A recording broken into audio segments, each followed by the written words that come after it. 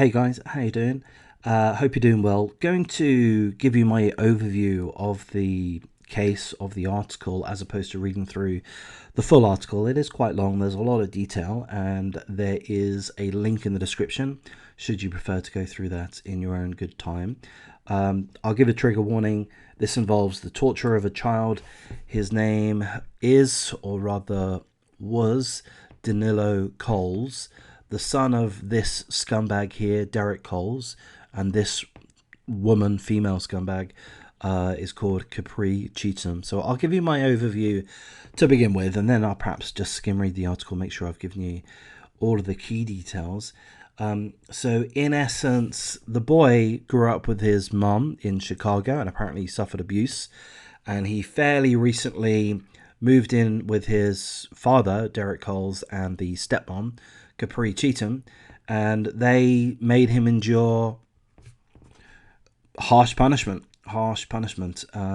So he was forced to spend hours holding 50-pound boxes, and he was forced to do this on the day that he died. No, it wasn't the first time, if we understand correctly, it wasn't the first time he was forced to do that, but he was made to hold boxes that weighed 50 pounds for hours on end. Torturous physical labor. He was made to do some other, you could call it exercise, I suppose, but he was put through physical punishment. He was also beaten with a belt, I believe, and the father even admitted to having punched him and bloodied his lip just a few hours before the boy died.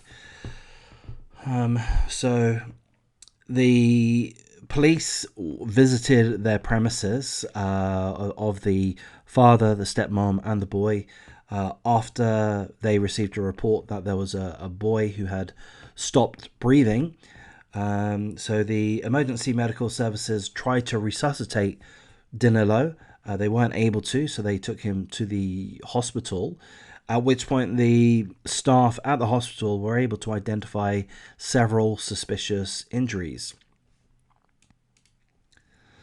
Even worse than that, shortly after arriving at the hospital, he was declared brain dead, or there was no activity in his brain, and then later that evening, he died. So the article tells us that at around 11 a.m. this particular morning, Danilo was woken up by the stepmom at around 11 a.m. Apparently, the boy cursed at the stepmom, and then he was punished. So he was ordered to hold up a pair of boxes which weighed around 50 pounds. So there was water in the boxes to weigh it down. And then he was also told to do push-ups and other physical exercise. Then the father said that he fell whilst in the shower, but apparently the evidence does not support that. The doctors who treated Danilo reportedly told police that the child's injuries were not consistent with falling in the shower, and that he had sustained severe injuries to his buttocks, where the skin was hanging off of the buttocks. He had also suffered internal stomach bleeding. He had whipping marks on his torso and his legs. He suffered severe physical trauma, also emotional trauma. He was ordered to write, "I will obey all people that live in the household," repeatedly in a notebook. He had to do lines. So unfortunately, that's what's happened. The boy has died. He was beaten to the point that he stopped breathing. He was unable to be resuscitated. He was taken to the hospital. They identified that there was no brain activity. And then, as far as I understand, a few short hours later, he had died. So the father and the stepmom are being held in Bexar County Jail on a $150,000 bond. They're due to face a judge on March the 9th. So they haven't faced a trial as yet. However, the evidence that's presented here within this article, in my mind, as a layman, that's going to do some speculation at this point, these two are utter scumbags. As far as I can tell, according to the details in this article, allegedly, these two beat their son, or his son, his 12-year-old boy, to the point that he was brain dead. Not only beat him, but forced him to do physical punishment, torturous punishment.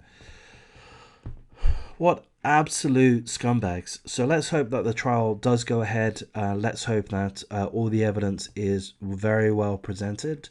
Let's hope that these two face exactly what they deserve, which, if they're found guilty, in my mind, would be life in prison, certainly a very, very long sentence, and that's if the death penalty isn't available. They essentially tortured a boy, a 12-year-old boy, his son, to the point that he died. And, beyond that, he suffered many other injuries. The skin was peeling off his buttocks. He had internal bleeding. I mean, he was tortured, no doubt. And who, if not by these two, then by whom else? So I can only imagine that justice will take its course, and I just hope that these two just suffer in hell for the rest of eternity.